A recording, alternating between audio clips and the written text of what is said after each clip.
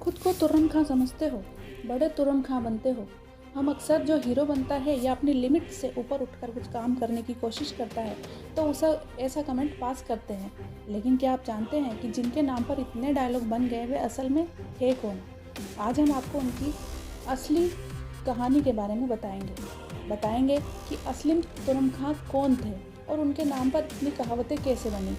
तुर्रम खां का असली नाम था तुर्रेबाज खां। आपको ये जानकर हैरानी होगी कि तुर्रम खां कोई मामूली शख्स नहीं थे, बल्कि 1857 में भारतीय स्वतंत्रता संग्राम के एक जांबाज हीरो थे। मंगल पांडे ने बैरकपुर में जिस आज़ादी की लड़ाई की शुरुआत की थी, उसका नेतृत्व हैदराबाद में तुर्रम खां ने किया था। 1857 की क्रांति की शुरुआत मंगल पांडे ने बैरकपुर से की थी। जल्द ही यह क्रांति दानापुर, आरा, इलाहाबाद, मेरठ, दिल्ली, झांसी होते हुए भारत के आगे और भी कई जगह फैल गई।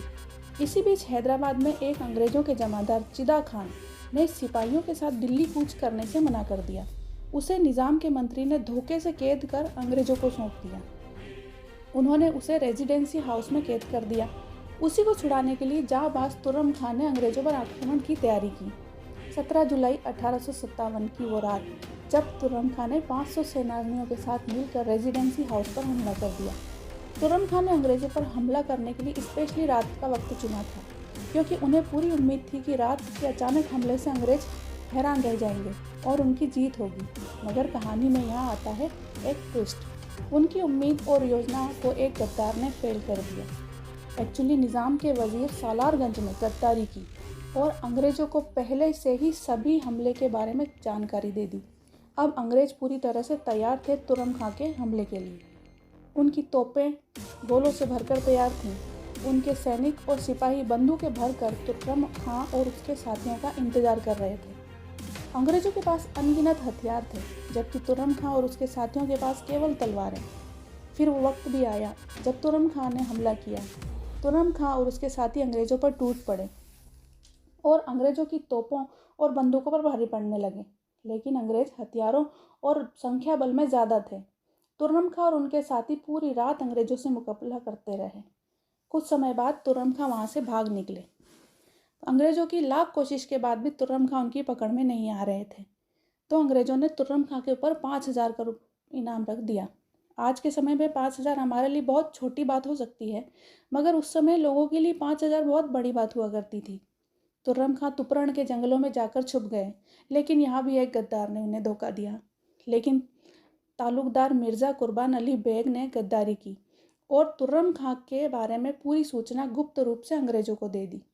गुप्त सूचना का फ़ायदा उठाकर अंग्रेज सेना वहां पहुंच गई और तुर्रम खां को मौत के घाट उतार दिया।